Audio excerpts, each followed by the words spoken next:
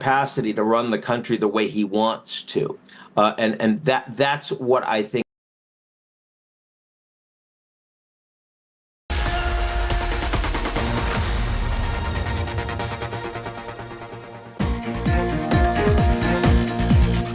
Good evening, hello and welcome. You're with the news today. This is your primetime destination news. Newsmakers Talking Points Tuesday night. The big talking point is coming from Jammu and Kashmir, where there's been another terror attack that has claimed casualties of our brave soldiers. Has terror found a new base now in Jammu and Kashmir? Is the Jammu region now the focus? And is Pak-sponsored terror once again on the rise? Omar Abdullah will be among my special guests tonight. He's waiting in on us. We'll join him in a moment.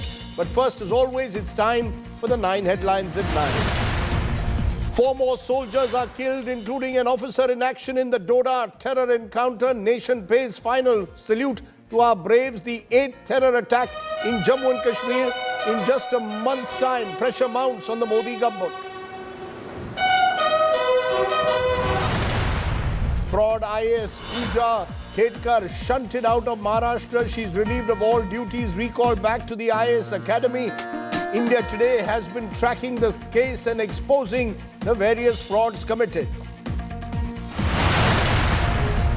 CBI's NEET leak probe intensifies. 2 more arrests from Bihar and Jharkhand. Accused who allegedly stole the NEET paper from a sealed trunk and the distributor are nabbed. In a big India Today impact, Uttar Pradesh Chief Minister Yogi Adityanath's allies demolition fears, says no houses along Lucknow's Kukrali River will be razed, vows action against officials who mark houses. We had highlighted this story yesterday. India bloc ally Mukesh Sahani's father Jitin brutally murdered in Bihar, Darbhanga. VIP chief meets Bihar Chief Minister Nitish Kumar, says guilty must be punished. SIT panel formed. Kaveri water wars intensify. Stalin government rejects Karnataka Sarkar's decision to restrict water release. Karnataka Deputy Chief Minister DK Shivkumar urges cooperation from Tamil Nadu. There's another shocking murder in Tamil Nadu. Gang chases down and hacks an NTK Neta to death in Madurai. BJP lashes out, says law and order has broken down. 2 new judges appointed to the Apex Court. Justice N. Kotishwar Singh creates history, becomes the first Supreme Court judge from Manipur. Donald Trump makes a roaring comeback 2 days after assassination bid, declares J.D. Vance as his vice presidential pick. Vance's wife is of Indian origin.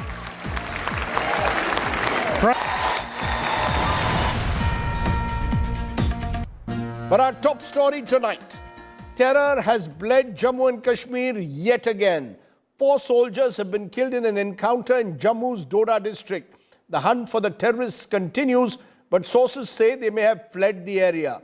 This is the 8th such terror attack in the Jammu and Kashmir region in the last 1 month. 55 soldiers have been killed over the last 12 months in different attacks. Our top story today focuses on the rise in terror in Jammu and Kashmir, but with a new hub, the Jammu region. Captain Brijesh Thapa killed in action in the Doda encounter. Sepoy Bijendra killed in action in the Doda encounter.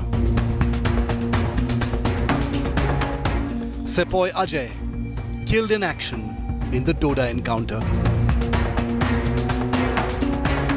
Nayak D. Rajesh killed in action in the Doda encounter. Yet another terror attack in Jammu division where 4 army braves lost their lives.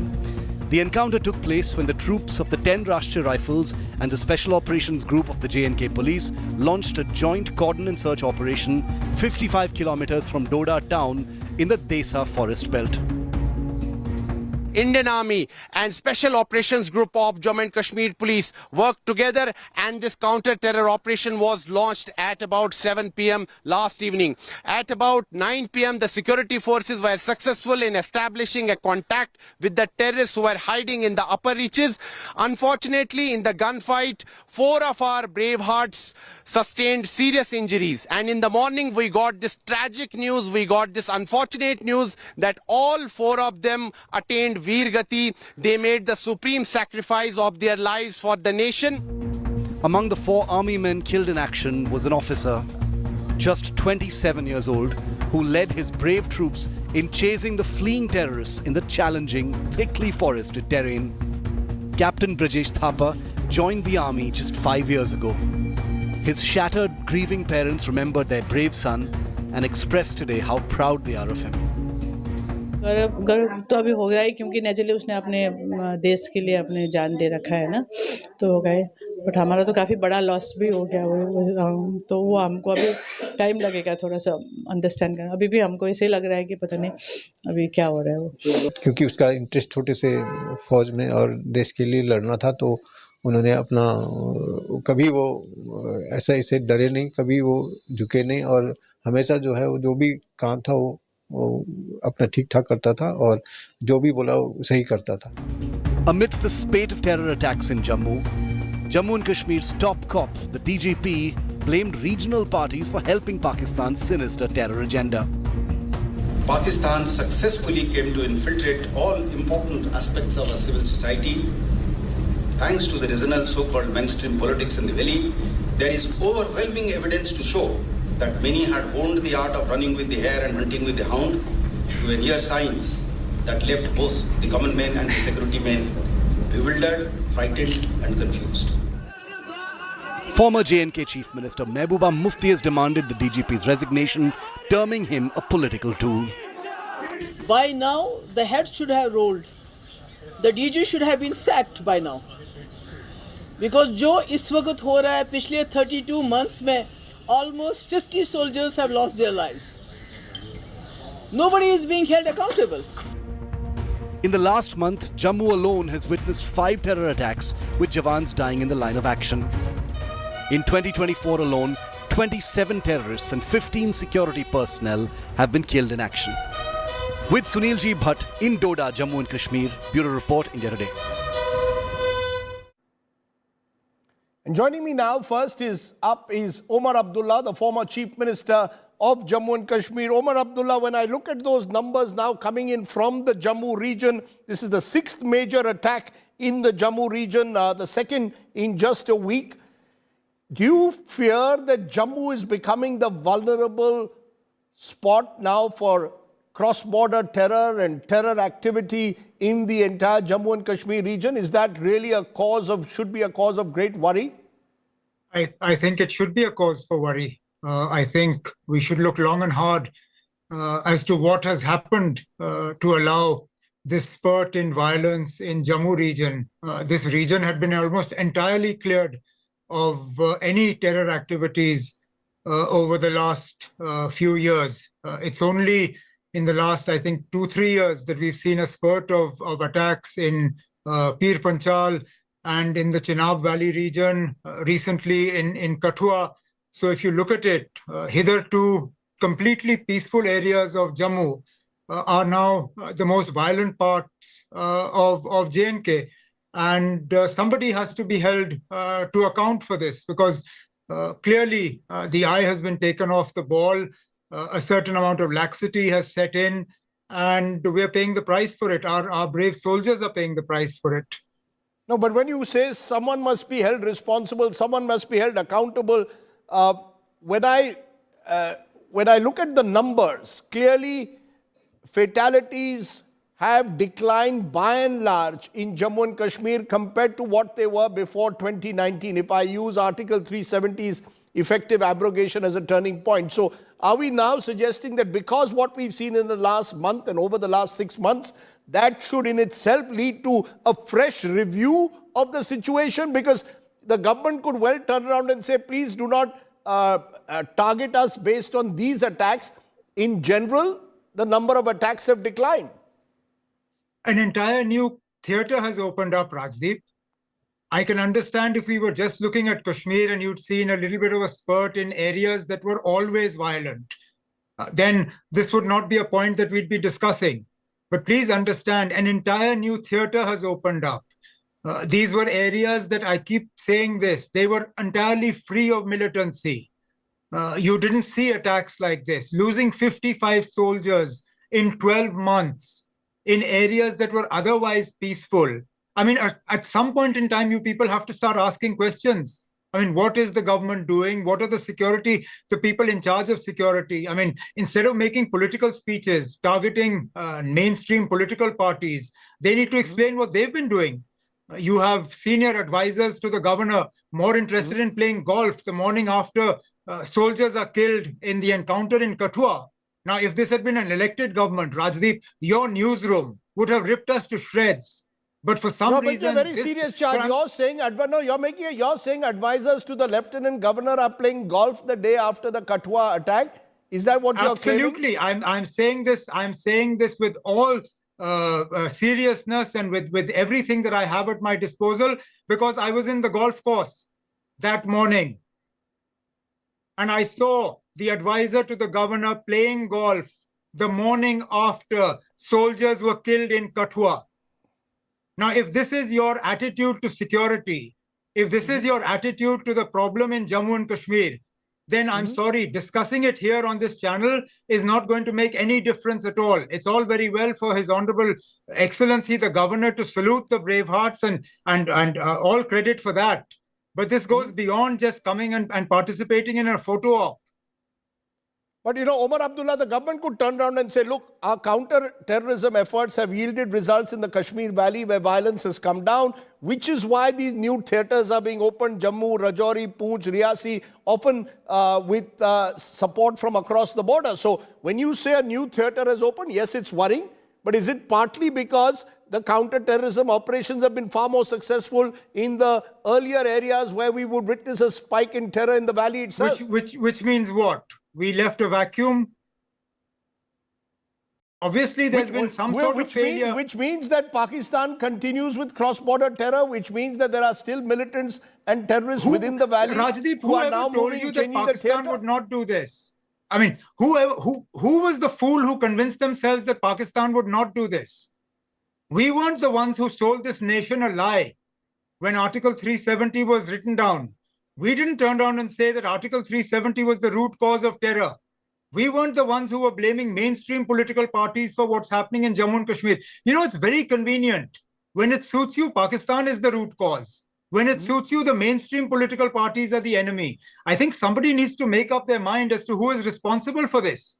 At some point in time, the Honorable Home Minister of India blamed previous governments for the deaths in Jammu and Kashmir. If that be the case, then who is responsible for the deaths today? If we were responsible for the deaths that took place when we were in power, completely absolving Pakistan of their responsibility, then I'm sorry, you can't choose to blame Pakistan today. Then you need to use the same yardstick by which you judged us to judge this current government. And if you use that yardstick, then this government is responsible for taking its eye off the ball, for allowing gaps in our counter-insurgency grid, and for allowing a situation to develop in Jammu, whereby these people are clearly almost able to strike at will. But there is a fear that highly trained terrorists from across the border, as well as a certain radicalization that has taken place on the ground, are creating an extremely troubling situation. This is a situation that will require very careful handling without the usual political blame game. Very convenient. When it comes to holding mainstream political parties and past governments to account, then the political blame game is fine. But suddenly today, because you have a union territory governed directly by New Delhi, then you want to turn around and say, well, actually, no, the political blame game doesn't work. You can't have your cake and eat it too. That's my limited point. I'm all for no political blame game. But then please use the same yardstick for the entire period between 1990 and now. You can't choose who you want to blame depending upon when the attacks took place. What have the mainstream parties done, though, is what the sources in the government will say. Have they done enough to support government efforts in these counter-insurgency, counter-terror operations? What do you want us to do, Rajdeep? In which way have we hindered these efforts? In which way have we sabotaged these efforts? In fact, I will turn around and ask this government, what they have done with their political experiments and games that they've played, the situation that they created in North Kashmir, which has opened an entire new can of worms for us to deal with. There's a whole lot of finger pointing that then can be started. Are you referring to the Lok Sabha election results and the way they played out? Absolutely. Are you suggesting that Engineer Rashid, who won from jail, in a sense, was in some way... I am suggesting that you quite happily created a situation whereby a campaign that was built around a referendum created an entirely new situation in North Kashmir. But there will be those who will say that a number of these attacks, the worry is, are linked to elections. Elections are due by the 30th of September as per the Supreme Court. In this pleasant climate, there are those who want to disrupt that entire electoral process. These terror attacks are linked to the possibility of people trying to sabotage elections in Jammu and Kashmir. Yes, I wouldn't put it past them. When has Pakistan ever been in favor of elections in Jammu and Kashmir? The participation in the recent parliament elections will have unnerved them. So I'm not surprised if the deep state in Pakistan, their agencies and others, I think these attacks have two targets. One, of course, is internally within Jammu and Kashmir. But I wouldn't be surprised if part of this effort is to discredit the elected government in Pakistan and to remove any possibility of normalizing of relations between India and Pakistan. Because don't forget, there's a huge constituency within the Pakistani establishment that wouldn't like to see the elected government in Pakistan making any movement towards normalizing ties between the two countries. But there is a worry that these attacks could lead to a further postponement of the election that already have been postponed for several years. You do not have, it is all part of a larger process of restoring statehood, having your own assembly. All of this do you fear that with these attacks, and if they continue in this manner, the elections cannot be held before the 30th of September? Look, Rajdeep, if this government is willing to accept that the situation now is worse than it was in 96, then sure, don't have elections. If this government is willing to bow before these forces and to render these sacrifices of these brave soldiers completely pointless and useless, then by all means, don't have elections. The government has a choice. They can either stand up to these forces and render their attacks completely pointless and neutralized, or they can bow before them. We'll know by September whether the government has decided to take these forces on head-on or lie down and surrender in front of them. You know, Omar Abdullah, I accept the point that, as you say, that the killing of even one soldier is one too many. But when I look at the UPA era, NDA era, the 10 years, clearly the number of civilians who've been killed have come down, the number of forces who've been killed have come down, and therefore there's been a marked improvement in casualties and force casualties. There's been zero stone pelting. Will it not take some time to consolidate on these gains at the moment? Would you not? How much time do you want, Rajdeep? How much time do you want? We were promised a quick solution. We were told that Article 370 was the root cause of all violence, terror, and separatist sentiment. And removal of Article 370 will completely normalize Jammu and Kashmir. You please tell me how much time you want, because we've given you 5 years. Would you want another 5 years? Do you want 10 years? Do you want 15 years? You tell us. Because we were promised an overnight solution. The people of India were told the 370 has gone. Jammu and Kashmir is now normal. Clearly it's not. Otherwise, we wouldn't be having this conversation. So I'm all for giving you time. Please tell me how long you need. You know, the question, Omar Abdullah, it's not about me having how much time. The fear, of course, is it's a complex situation. There are no silver bullets. Every time there is a terror attack, the situation worsens. As you said, a new theatre has opened. I ask you, therefore, do you see a solution? How do you believe? If you were in office, how would you respond to what's been happening? You were there when there was I certainly would not be playing golf the day after a terror attack. That's for sure. I would have called a unified command meeting. I would have ensured that the political leadership of J&K was front and center in coordinating a response to this. I would not absolve myself of the responsibility, which is clearly what has happened. I have not seen the Lieutenant Governor of Jammu and Kashmir conduct any meetings after this spurt in terror. The only meeting that was held by the Union Home Minister. The Unified Command, at least until we had an elected government, was headed by the Chief Minister, with the two Corps commanders as security advisors. I haven't seen anything of that nature since these attacks started. In fact, all I've seen is the Chief of J&K Police playing politics. So, because the chief of the J&K police has made certain strong observations, as you might have noticed, Omar Abdullah. For example, he made a comment that he's accusing a section of people of running with the hare and hunting with the hounds, that Jamaat support is being taken to win elections. Does that worry you that this radicalization, in a sense, is being blamed by the police on possibly politics? Look, the Jamaat-e-Islami has always been a political organization. In fact, parties close to the BJP, their B team and C team, which assisted them in this recent parliament election, the candidates that the BJP supported in this parliament election have been reaching out and trying to garner support from the Jamaat-e-Islami. So when the DG makes those remarks, even though I'm sure they were intended more for the PDP and perhaps the National Conference, I dare say he's actually probably struck a chord with parties that are closer to the BJP today. But how would you respond to those who say that you're running with the hare and hunting with the hound?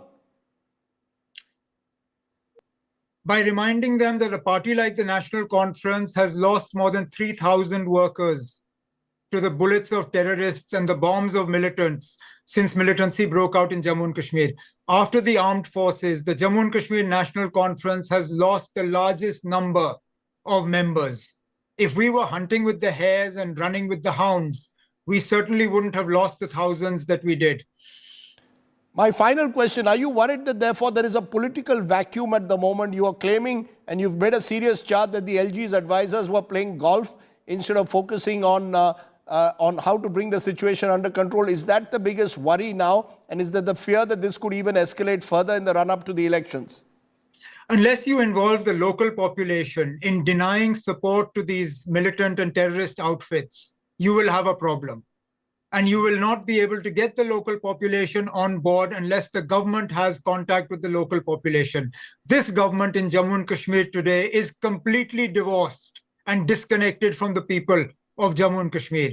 Until you have an elected government with elected representatives in place to ensure that these areas that were otherwise peaceful, that support for these militants, logistical support completely dries up, this problem will fester. And therefore, the sooner you have elections, the sooner you involve the local population in stopping this situation, the better.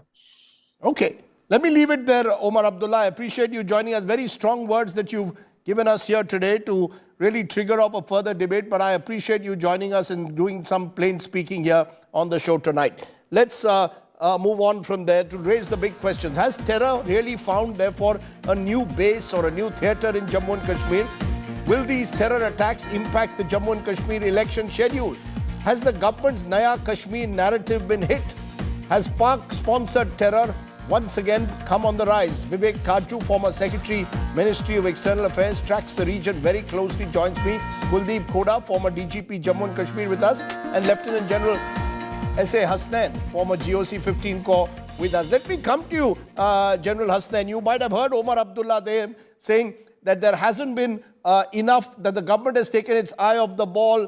The LG's advisors were playing golf the next day after the Kathua attack, that the LG hasn't called a meeting of the command structure. Is there a worry that the government may have taken its eye off the ball?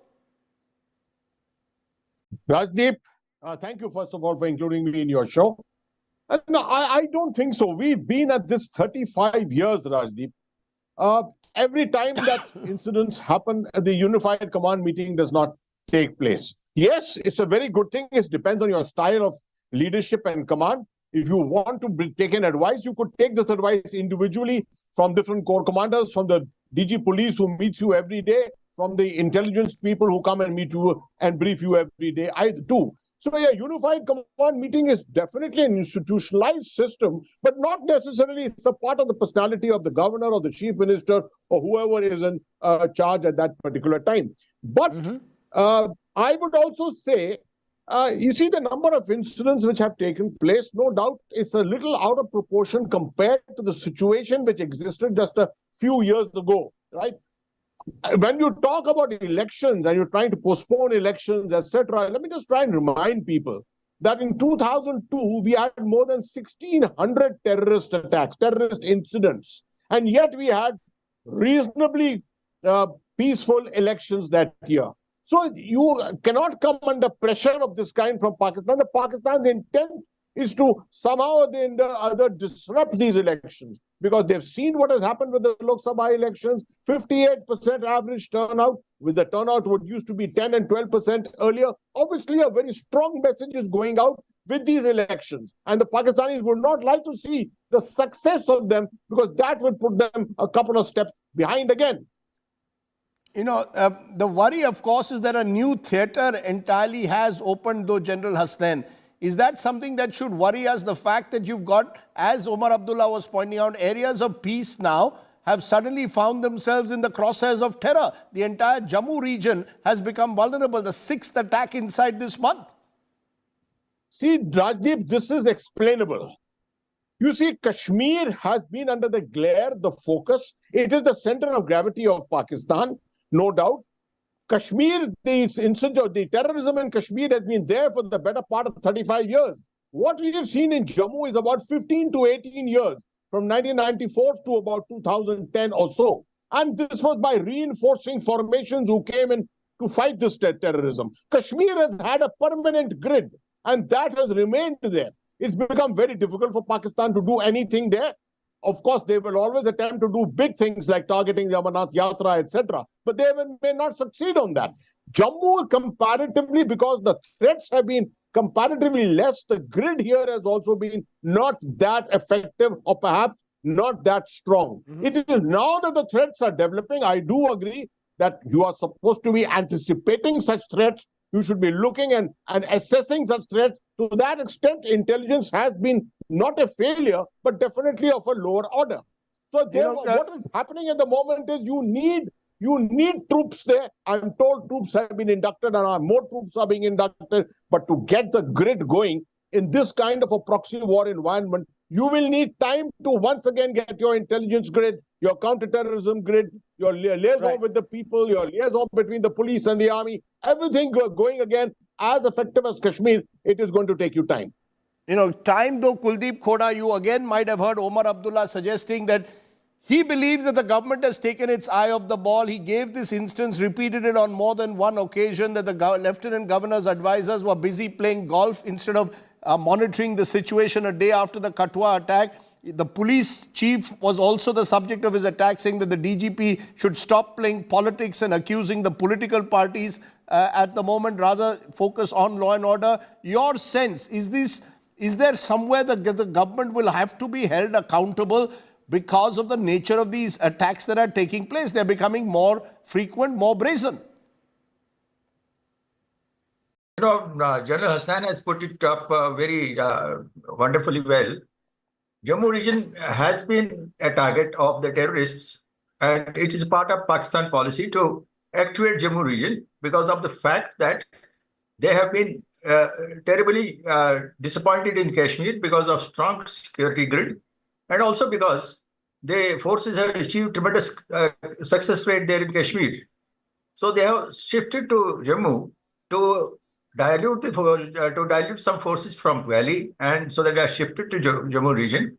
And the way it happened, but Mr. Khoda, it poses an entirely different threat. The problem is these are areas, as you well know, very mountainous, very rocky, very sparsely populated, and the logistical support that some of these terrorists are getting clearly show that there are locals also involved with them. So the nature of the challenge in the Jammu region even becomes more difficult at times to deal with.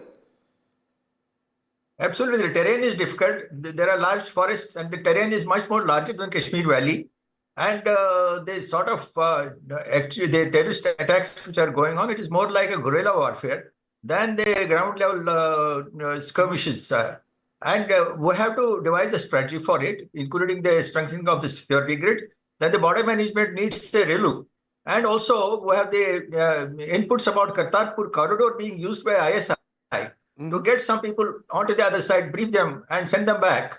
And then we have to have a joint response to the border management, especially in Pathankot region, some parts of Punjab, Kathua, Akhnur area, which has been activated. Of course, Poonch Rajouri, it started with Poonch Rajouri, but the border management needs to be relooked at. And the OGWs, which you mentioned, the oil workers, they are providing help. Y'all are all saying that the security grid needs to be re-looked at, but Vivek Karju, the one common factor which is coming once again is Pakistan. Now, Pakistan remains the elephant in the room in Jammu and Kashmir.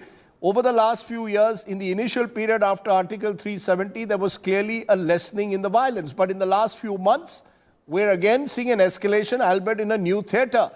Do you see any connection at all between what's been happening in Pakistan and indeed this intensification of violence in the Jammu region?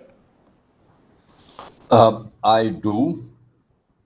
I think Asim Munir is showing to his commanders that he too has the mettle to take the battle across, that he will not let the side down, and therefore, despite all the troubles, the economic troubles, the political troubles, and the troubles on its western borders, Asim Munir is under some compulsion to show results in J&K, and I would only add that this is not, I'm not saying something which is rocket science.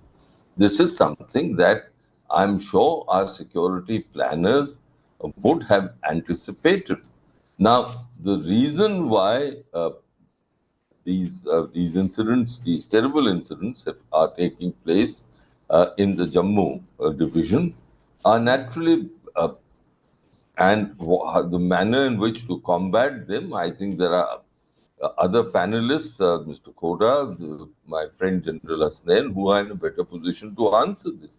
But the Pakistan angle, sir, do you fear, as you said, with the new military leadership, with a new government in place, that there is the fear that Pakistan has once again turned its gaze towards cross-border terror? They're once again trying to raise the stakes. Is that a fear that you have? I'll tell you what my real concern is, and please allow me 30 seconds on this. After Pulwama in 2019, we enunciated a doctrine of preemption, which was essentially that if we see preparations being made for a major terrorist attack, an unacceptable terrorist attack on India, we have the right to take preemptive action. We have not publicized that doctrine, but that doctrine now stands. Vijay Gokhale, who was then Foreign Secretary, came out and read a statement to this effect. It's on record.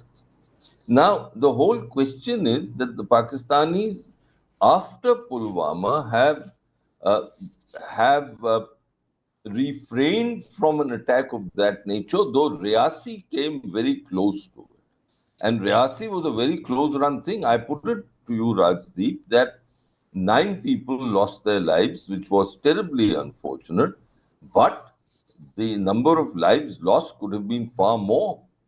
And I have linked it in my own writings to the preparations that were made for the attack, and in fact the attack, which fortunately didn't succeed, on the Consul General of India in Herat in 2014.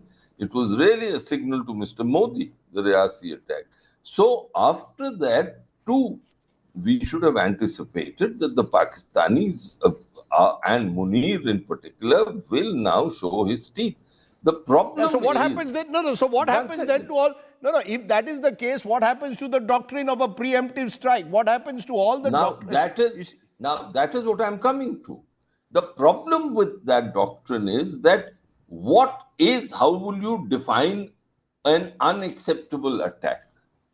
We still haven't done it. Either we say that every attack from Pakistan is unacceptable, and therefore we will choose the right to respond to it in a manner that we wish.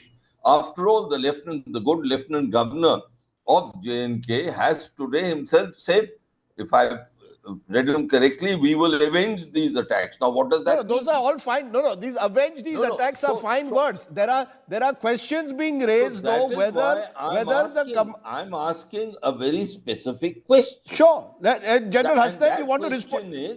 Is what that a sharper definition is needed by us, by our security planners, as to what is an unacceptable attack. And my last point, we are both, India and Pakistan have nuclear weapons. And my own contention has been that the government has to go on the front foot to tell the international community that the first step on an escalatory ladder is a terrorist attack.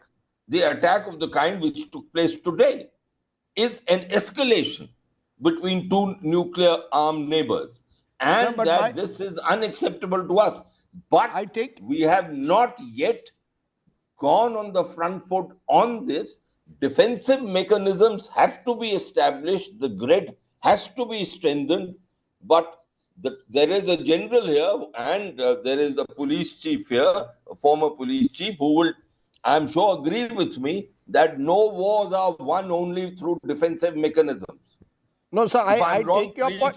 Please Mr. Kaju, I take your point. Let General Hasnain, though, answer what you've raised. What is an acceptable terror attack that is acceptable in a way without escalating it further? In the past, as Mr. Kaju pointed out, the government had come out with a doctrine of preemptive strikes. Now we are in a situation where you had a series of terror attacks. And the government, according to, if Omar Abdullah is to be believed, has taken its eye off the ball, that is, the LG's advisors are busy playing golf. That apart, the truth of the matter is, how do you define what is an unacceptable terror attack that will be dealt with a kind of surgical strike, if I may not use the word, or a preemptive strike, as was the case a few years ago? Rajdeep, that is something for the government to always determine. It's a very, very difficult call. No, you see, they haven't. You see, when the government went ahead with surgical strikes, they said this is our new muscular strategy. What's happened to the muscular strategy somewhere? Rajdeep, let's be sensible on this. You don't start responding to every single action that the adversary does. You wait, you let it. There are things which will be cumulative in this. You will have to threaten, you will have to look for opportunities, and you will have to strike at the right time. You will have to see what is the dividend that is going to come out of it. With every attack, if you're going to carry out something, then you may achieve nothing at the end of it. I would say, look at the ceasefire. The ceasefire is in place for the better part of the last 3.5 years, since 25th of February. Is that a way which you can abrogate the ceasefire and appropriately message Pakistan? Can you carry out a second set of surgical strikes now? I don't think that's going to achieve anything at the moment. Every situation has got its own calibration. And I'm sure that the government of India is looking at that adequately at the moment and will probably respond at the right time. Okay. Because I think what was the fear was there was an anticipation Rajdeep, created. may I say one word? Yeah, final point. Yes, a quick final point, Mr. Kaju. No, I entirely agree with Atta that you can't respond to every attack in a tit-for-tat fashion. But I personally think that a greater and sharper clarity is needed for Pakistan and the international community, that even if they are cumulative, where do we draw a red line? Red lines have to be drawn. They have to be enunciated. Without enunciating red lines, it remains very diffuse. Now, it is of course correct also to say that you should choose your place and time to attack.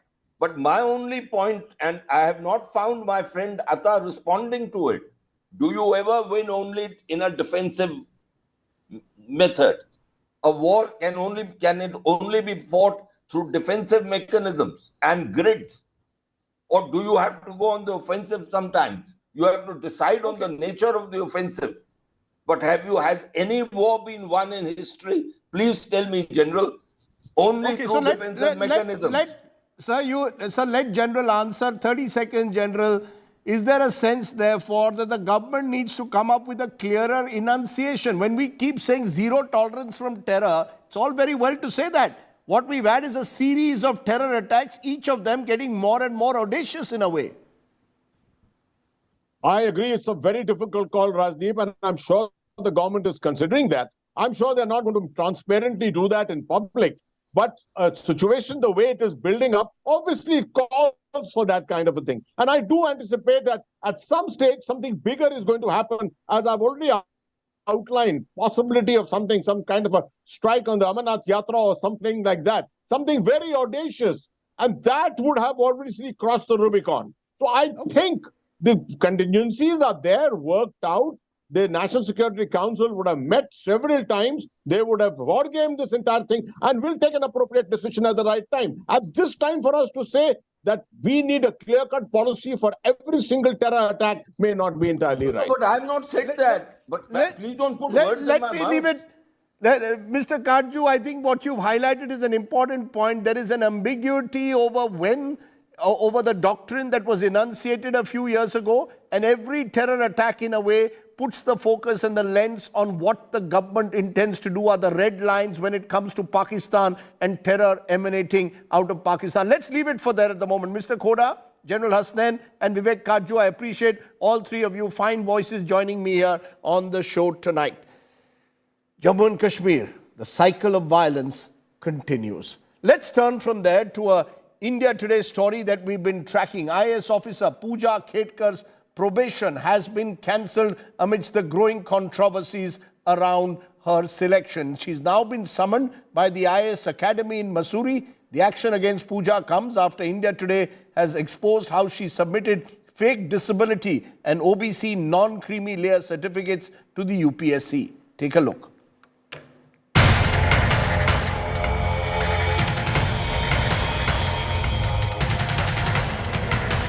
IAS probationer Pooja Khetkar is shunted out of Maharashtra. The state government has relieved Khetkar of all duties. Her IAS training stands cancelled. Pooja Khetkar will have to report back to the Mussoorie IAS Academy by July 23rd. The crackdown comes even as more skeletons tumble out in the case. The public servant is allegedly at the center of an elaborate scam involving forged medical records, multiple name changes, and age manipulation. Using multiple addresses to prove her alleged disability, Pooja Khetkar first obtained a visually impaired certificate in 2019 from an Ahmednagar hospital. In 2021, she obtained a mental illness certificate from the same hospital, while she got a locomotor disability certificate from Yashwantrao Chauhan Memorial Hospital in Pimpri. She later approached the government hospital in Aundh to get a certificate for more disabilities, but this time her application was rejected. However, the 2007 medical certificate submitted for her MBBS admission shows no mention of any disability. जो medical certificate दिया है उसमें exactly जिक्र क्या है? That she is fit physically and mentally to undergo MBBS course ऐसा है, and absence of disabilities लिखा है उसमें. Absence of disabilities. So in 2007, while she was taking admission here, she had no disabilities. She was fit physically and mentally. Finally, we can say probe has been initiated. The actions have been initiated on the different levels. Police are looking after Manorama Khetkar and Dilip Khetkar, parents of Pooja Khetkar. But yes, at least till now, service and the probation period of Pooja Khetkar with the state government of Maharashtra has been put on hold. Despite these damning allegations, Pooja Khetkar maintains her innocence. She calls the charges against her a media trial. Misinformation spread केली जाते आणि please हे माझं खूप जास्त defamation होत चाललेलं आहे. माझं प्लीज रिक्वेस्ट आहे मीडियाला सुद्धा की प्लीज एक रिस्पॉन्सिबल मीडिया म्हणून तुम्ही बिहेव करा. जेव्हा असं असताना माझी मीडियाला पण रिक्वेस्ट आहे की प्लीज तुम्हाला जी काही इन्फॉर्मेशन मिळेल ती तुम्ही प्लीज मिसइन्फॉर्मेशन म्हणून स्प्रेड करू नका.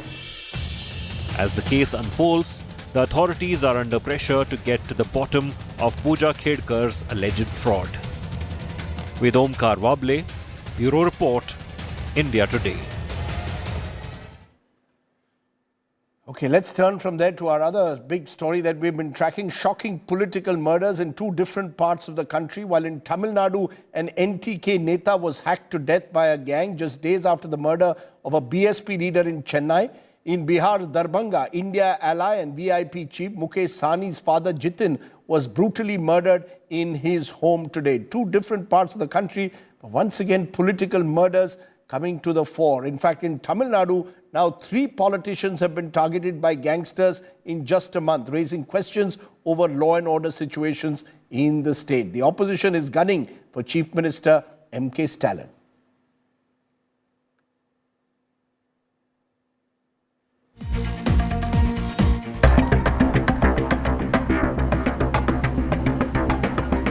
Alarming spike in Tamil Nadu gang murders targeting Netas. Balasubramanian, a leader of Nam Tamizhar Katchi or the NTK party, out on morning walk, was chased by 4 gangsters on a busy Madurai street and brutally hacked to death. Shockingly, the murder took place very close to a state minister's residence despite police presence. This is the 3rd such incident in Tamil Nadu in a month. Popular Dalit activist and Tamil Nadu BSP chief K. Armstrong was hacked to death outside his house in Chennai's Perambur on July 6th. He was killed by unidentified bike-borne gangsters. One of Armstrong's killers was recently killed by police in an encounter. PMK Neta Sivasankar was attacked by a group of goons in Kadalur in Tamil Nadu on July 8th. He was stabbed in broad daylight and grievously injured in the attack. Stalin government in Tamil Nadu is now under fire